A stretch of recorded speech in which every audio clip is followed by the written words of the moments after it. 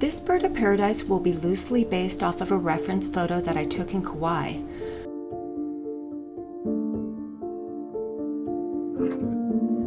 So a couple of the colors that I used are raw sienna, French ultramarine blue,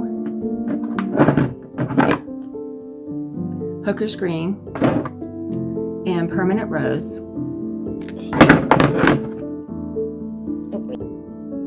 We grow these flowers in our yard here in California. Bird of paradise is associated with a tropical flower, but actually they are a very hardy South African flower. They come in many varieties and color combinations. If you study them, you'll begin to see just how different these beautiful flowers can be from plant to plant. Hi, I'm artist Jenny Floravita and welcome back to my studio. Would you like to see some techniques that could help you paint bird of paradise in watercolor? I believe everybody is capable of learning to paint watercolor. It's a beautiful and fun medium, and it is also my first serious art medium, and I painted in watercolors until I was in my late 20s.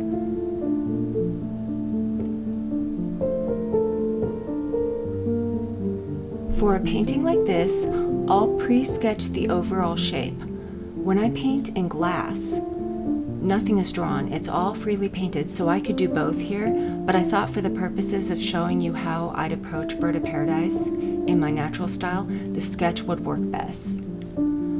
A lot of my paints here that I'm going to use today are Winsor & Newton, but I do like other brands.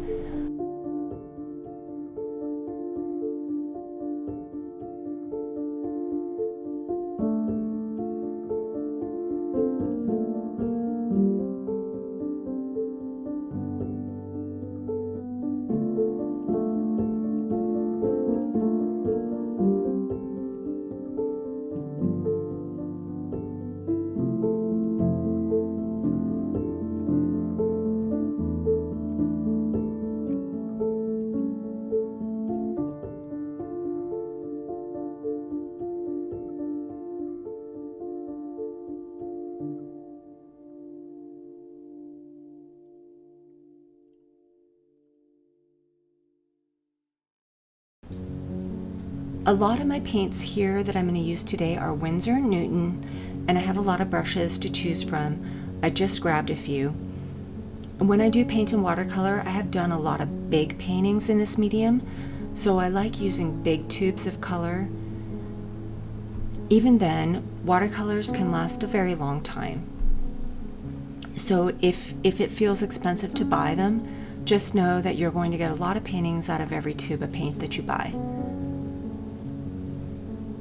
For the main structure of the flower, this part is so interesting to me because it can come in so many colors in nature.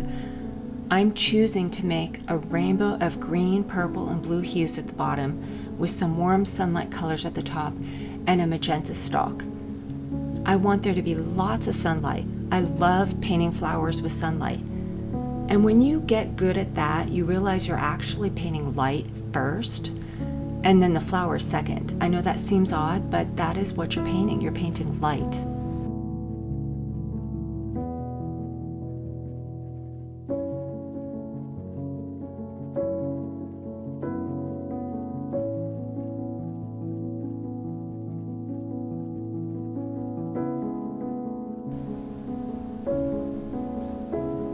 As I told my young son the other day, learning to paint takes time. Watercolors do require a certain feeling for the medium. Some people adapt quicker than others, but I believe with enough time, everyone is capable of making interesting and expressive work. And from there, it just takes time and maybe a dedicated practice space. I find that if I prepare to paint the day before, I'm more likely to sit down and paint, and this is what I do for a living. So I think being organized really helps with creating consistency.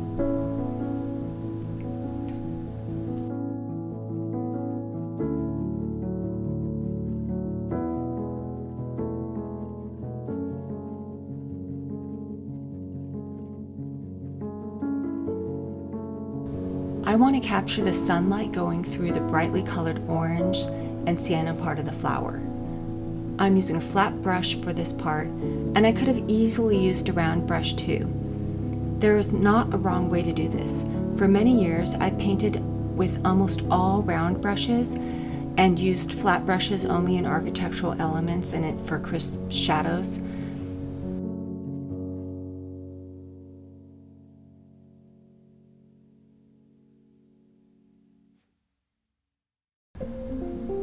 I'm allowing myself to be very fluid with water. I'm not afraid of where my paint may go, and you shouldn't be either. Just let it be and see where it goes, and trust me, you'll learn every time you paint.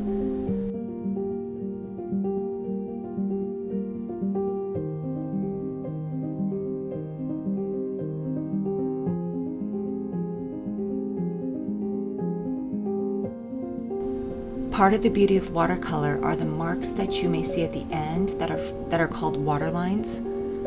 Don't feel like you have to dab those out. They are beautiful and they will give your work character.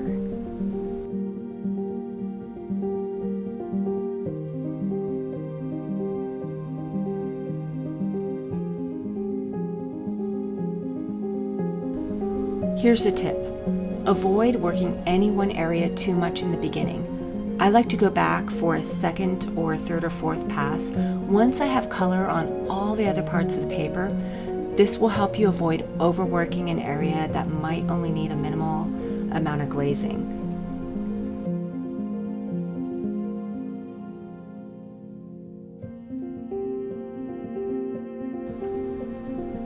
You can see my painting is already shaping up quickly.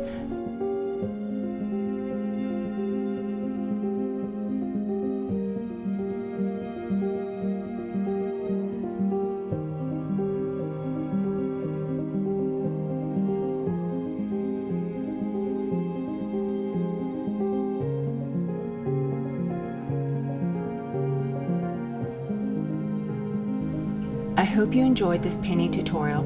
Let me know what you learned in the comments below. Thank you for watching. Please subscribe and hit the bell notification, and if you like my work, feel free to visit my website, floravitalights.com. The link is in the description below. I have a VIP art newsletter. If you are interested in small group lessons online, feel free to send me a note and I'll put you on a short list for when I make that available. Thank you, and until next time.